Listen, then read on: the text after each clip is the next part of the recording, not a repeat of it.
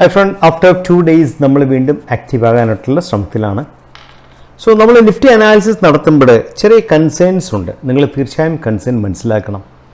ഒന്നാമത്തെ കൺസേൺ നമ്മൾ മനസ്സിലാക്കുന്നത് നിഫ്റ്റി ഒരു ഓൾ ടൈം ഹൈയുടെ ആ ലെവലിലെത്തി നിൽക്കുകയാണ്. സോ ഇതൊരു റെസിസ്റ്റൻസ് ആയിട്ട് വർക്ക് ചെയ്യാം. നിഫ്റ്റിയിൽ ഈ സോൺ റെസിസ്റ്റൻസ് ആയിട്ട് വർക്ക് ചെയ്യാം. അതിനേക്കാൾ വലിയ കൺസേൺ ഇന്നലെ വന്ന ക്യാൻഡിൽ, ദാറ്റ് മീൻസ് ലാസ്റ്റ് ഡേയിലെ ക്യാൻഡിൽ, ഇന്നലെയല്ല മിനിങ്ങാത്ത ക്യാൻഡിൽ എന്ന് പറയുന്നത് ഒരു ഷൂട്ടിംഗ് സ്റ്റാർ ആണ്. സംതിങ് ഇൻവെർട്ടർ ഹാമർ എന്ന് പറയാം, അല്ലെ ഷൂട്ടിംഗ് സ്റ്റാർ എന്ന് പറയാം. കാര്യം ആ സ്റ്റോക്കിൻ്റെ മേളിൽ ടോപ്പ് ഈ ഭാഗത്ത് നല്ല സെല്ലിംഗ് നടന്നിട്ടുണ്ട്. അതാണ് മേളിൽ അപ്പർ വീക്ക് വന്നിരിക്കുന്നത്. സോ ഫസ്റ്റ് ആദ്യത്തെ പ്രാവശ്യം ഇവിടെ ഹിറ്റ് ചെയ്തു, ഒന്ന് ഡൗൺ ആയി. അടുത്ത പ്രാവശ്യം വീണ്ടും ഹിറ്റ് ചെയ്തു, വീണ്ടും ഡൗൺ ആയി. അതിനേക്കാളും വീക്കായിട്ടുള്ള ക്യാൻഡിലാണ് ഇന്നലെ വന്നിരിക്കുന്ന ക്യാൻഡിൽ. അതാണ് ഫസ്റ്റ്. കാര്യം ഈ രണ്ട് ക്യാൻഡിലും അപ്പർ വീക്ക് വീക്കായിരുന്നെങ്കിൽ ഇതിൽ അപ്പർ വീക്ക് സ്ട്രോങ് ആണ്. That means sellers are strong. ആ സ്ട്രെങ്ത് ആണ് ഇന്നലത്തെ ഓൾമോസ്റ്റ് സിമിലർ വോളിയമാണ്. മിനിങ്ങാത്ത വോളിയം എടുത്ത് നോക്കുമ്പോൾ വലിയ വ്യത്യാസം വോളിയത്ത് വന്നിട്ടില്ല. ഇവിടെ നമ്മൾ ശ്രദ്ധിക്കേണ്ട കാര്യം എവിടെയാണെന്ന് വെച്ചാൽ, നമ്മൾ 75 മിനിറ്റ്സ് ലാസ്റ്റ് 75 മിനിറ്റ്സിലെ ക്യാൻഡിൽ എടുത്താൽ നമുക്ക് കാണാൻ സാധിക്കുന്നത് എന്താണെന്ന് വെച്ചാൽ ഒരു ടൈറ്റ് കൺസോളിഡേഷനാണ് ഫസ്റ്റ് വന്നിരിക്കുന്നത്. ഈ ഒരു ടൈറ്റ് കൺസോളിഡേഷനിൽ 3 ക്യാൻഡിൽ വന്നതിന് ശേഷം നാലാമത്തെ ക്യാൻഡിൽ, ദാറ്റ് മീൻസ് ഇന്നലത്തെ മിനിങ്ങാത്തെ ലാസ്റ്റ് ക്യാൻഡിൽ വന്നിട്ട് സൂപ്പർ ബെയറിഷ് എൻഗൾഫിംഗ് ആയിരുന്നു. അത് 1, 2, 3, 4, 5 ഓൾമോസ്റ്റ് 6 ക്യാൻഡിൽസിനെ എൻഗൾഫ് ചെയ്ത് താഴെ പോയി. എൻഗൾഫ് മാത്രമല്ല, അതിൽ വളരെ ഡീസൻ്റ് ആയിട്ടുള്ള വോളിയം ഉണ്ടായിരുന്നു. ദാറ്റ് മീൻസ് ധാരാളം പ്രോഫിറ്റ് ബുക്കിംഗ് നടന്നെന്നാണ് ഇത് കാണിക്കുന്നത്. രണ്ടാമത്തെ കാര്യം, ഈ ക്യാൻഡിലിൻ്റെ ക്ലോസിംഗ് വന്നിട്ട് ഓൾമോസ്റ്റ് ലോയിലാണ് ക്ലോസ് ചെയ്തിരിക്കുന്നത്. അതിനർത്ഥം ഹ്യൂജ് ആയിട്ടുള്ള സെല്ലിങ്ങാണ് വന്നിരിക്കുന്നത്, ഹ്യൂജ് സെല്ലിങ്ങാണ് വന്നിരിക്കുന്നത്. So that's A part of concern. Nifty നമ്മൾ പറയുന്ന കണക്ക് ഒരു പുൾ ബാക്ക് വരേണ്ട സമയം കഴിഞ്ഞു. ശരിക്കും നമ്മൾ ഡെയിലി ടൈം ഫ്രെയിം എടുത്താൽ അറ്റ്ലീസ്റ്റ് ഒരു പുൾ ബാക്ക് വരേണ്ട സമയത്ത് കഴിഞ്ഞു എന്ന് നമുക്ക് പറയാൻ സാധിക്കും. അതുകൊണ്ടൊരു പുൾ ബാക്ക്, ഒരു ഹെൽത്തി പുൾ ബാക്ക് വന്നാൽ മാത്രമേ തിരിച്ചു മുകളിലേക്കുള്ള മൂവ്മെൻറ്റ് വീണ്ടും കുറേ കൂടെ സ്ട്രെങ്ത് ആകത്തുള്ളൂ. അതുകൊണ്ട് തന്നെ പുൾ ബാക്ക് തീർച്ചയായും നമുക്ക് we can welcome A pull back. അപ്പോൾ ഏത് ലെവലിലേക്ക് വരാൻ സാധ്യതയുണ്ട് പുൾ ബാക്ക്? സപ്പോസ് നിഫ്റ്റി വരും ദിവസങ്ങളിൽ കറക്ഷനൊക്കെ പോവുകയാണെങ്കിൽ, നമുക്കറിയില്ല കറക്ഷൻ ആകുമോ ഇല്ലയോ എന്നുള്ള കാര്യം, നമുക്ക് മുൻകൂട്ടി പ്രടിക്കാൻ സാധിക്കും. എന്നിരുന്നാലും നമുക്ക് ഒരു കറക്ഷനൊക്കെ വന്നാൽ അതിശയപ്പെടേണ്ട കാര്യമില്ല. ഒരു കറക്ഷനൊക്കെ വരുവാണെങ്കിൽ ഒരു ഡേ ടൈം ഫ്രെയിമിൽ ഒരു മൂവിങ് ആവറേജ് 10-ലും 13 എന്നൊക്കെ പറയുന്ന ലെവൽസ് ഇതാണ്. 22,532, 22,507 എന്നൊക്കെ ഉള്ളത് ഒരു പക്ഷേ സപ്പോർട്ടൊക്കെ കൊടുക്കാൻ സാധ്യതയുള്ള ലെവൽസാണ്. അതുപോലെ തന്നെ നമ്മളൊരു ഫിബ് എടുക്കാമെങ്കിൽ ഈ ലെവലിൽ നിന്ന് ഒരു ഫിബ് എടുത്താൽ, നമ്മൾ ഈ ലെവലിൽ ഒരു ഫിബ് എടുത്താൽ നമുക്ക് മനസ്സിലാക്കേണ്ട കാര്യം എന്താ? സോ 22,605 ആ ലെവലിൽ തന്നെയാണ് ശരിക്ക് നമ്മുടെ മൂവിങ് ആവറേജ് ലെവൽസ് കിടക്കുന്നത്. സോ 22,507ഉം 22,532ആണ് മൂവിങ് ആവറേജ് 10ഉം 13ഉം. ആൻഡ് 0.236 ഫിബ് കിടക്കുന്ന 22,605ലാണ്. 0.382 22,483 സോ 22,605 മുതൽ 22,483 വരെയുള്ള ആ ഒരു 150 പോയിന്റ്സിന്റെ സോണിൽ തന്നെയാണ് മൂവിങ് ആവറേജും കിടക്കുന്നത്. അതുകൊണ്ട് തന്നെ ആ സോൺ ഒരു പവർഫുൾ സപ്പോർട്ട് സോണായിട്ട് ആക്ട് ചെയ്യാനുള്ള സാധ്യത വളരെ വളരെ കൂടുതലാണ്. അതാണ് നിങ്ങൾ മനസ്സിലാക്കേണ്ട കാര്യം.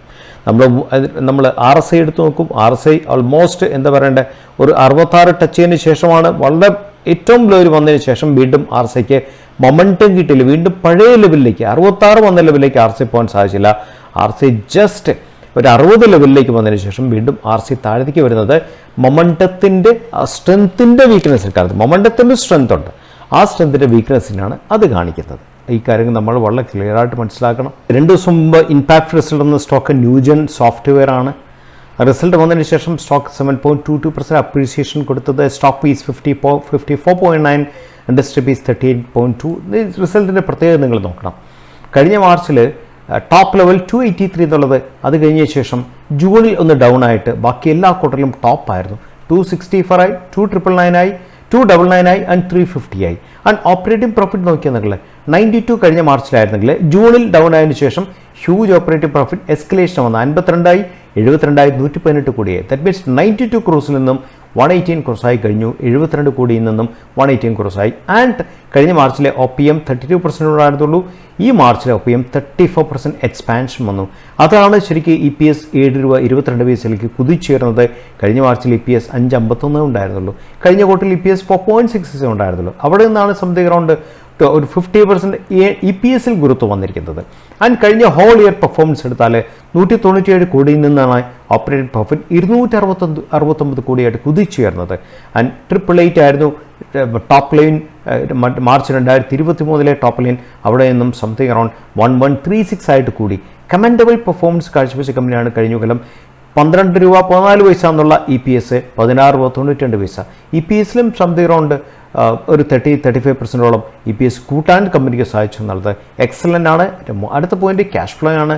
മാർച്ചിലെ ക്യാഷ് ഫ്ലോ എന്നൊക്കെ കഴിഞ്ഞ മാർച്ചിൽ ക്യാഷ് ഫ്ലോ 93 ഉണ്ടായിരുന്നു. ക്യാഷ് ഫ്രം ഓപ്പറേറ്റിംഗ് ആക്ടിവിറ്റി അത് 264 കോടിയായിട്ട് കമ്പനിക്ക് വരുത്താൻ സാധിച്ചു. അതുകൊണ്ട് തന്നെ ഇമ്പാക്ട്ഫുൾ എന്നുള്ള കാറ്റഗറി തീർച്ചയായും നിങ്ങൾക്ക് കമ്പനിയെ ഉൾപ്പെടുത്താൻ സാധിക്കും.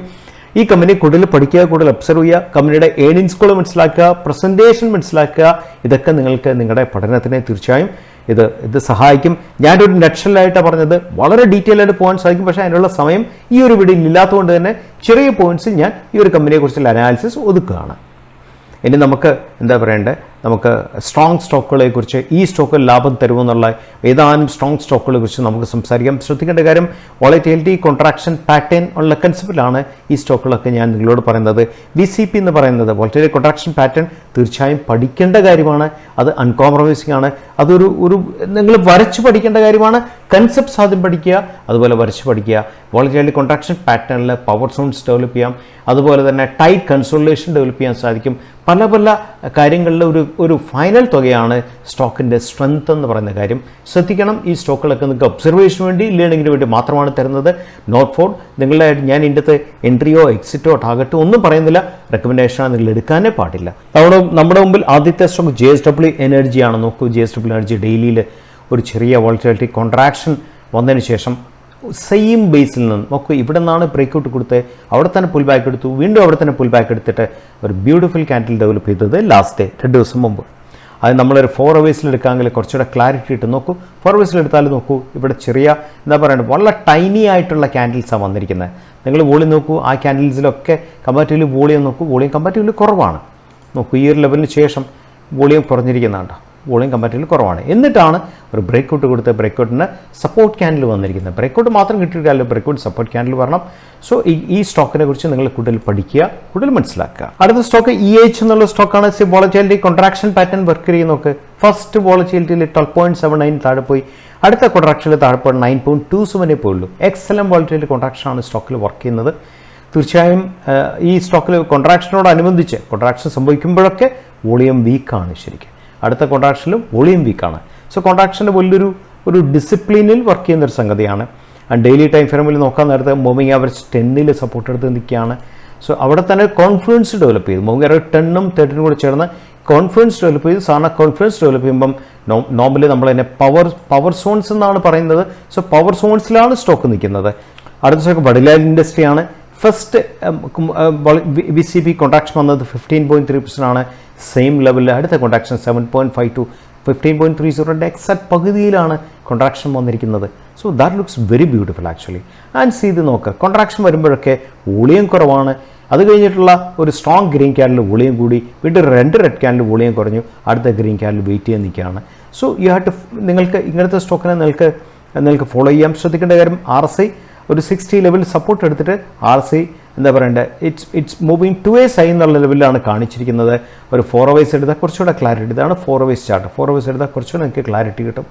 സോ 4 അവേഴ്സ് എടുത്ത് നിങ്ങൾ നോക്കി, ഫസ്റ്റ് വോൾട്ടേജ് കോൺട്രാക്ഷൻ കഴിഞ്ഞിട്ട് അതിൻ്റെ പകുതിയിലാണ് നെക്സ്റ്റ് കോൺട്രാക്ഷൻ സംഭവിച്ചിരിക്കുന്നുള്ളത് വലിയൊരു പ്ലസ് പോയിന്റ് ആണ് സ്റ്റോക്കിൽ സംഭവിച്ചത്. അടുത്ത സ്റ്റോക്ക് ഇൻഡസ് ടവേഴ്സ് ആണ്. നോക്കൂ, ഒന്നാമത്തെ കാര്യം ടൈറ്റ് കൺസോളിഡേഷനാണ് വന്നിരിക്കുന്നത്. ടൈറ്റ് കൺസോളിഡേഷനിൽ സംത്തിലേക്ക് പെനന്റ് ഫോർമേഷനാണ് വന്നിരിക്കുന്നത്. ടൈറ്റ് കൺസോളിഡേഷൻ വന്നു, പെനന്റ് ഫോർമേഷൻ വന്നു. അത് ശ്രദ്ധിക്കേണ്ട കാര്യം, ഈ പെനന്റ് ഫോർമേഷനിലൊക്കെ നിങ്ങൾ നോക്കിയാൽ ലോവർ വീക്ക് ഡെവലപ്പ് ചെയ്യാൻ സാധിക്കും. ഇവിടെ ലോവർ വീക്ക് ഉണ്ട്, ഇവിടെ ലോവർ വീക്ക് ഉണ്ട്, ഇവിടെ ലോവർ വീക്ക് ഉണ്ട്.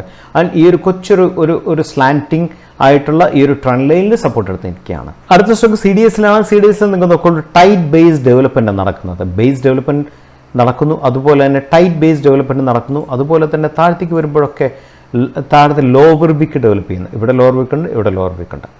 സോ ഫസ്റ്റ് ബ്രേക്ക് ഔട്ട് കഴിഞ്ഞതിന് ശേഷം ഉള്ള ഒരു കൺസോളിഡേഷൻ എന്ന് വേണം നമുക്ക് പറയാൻ സാധിക്കും.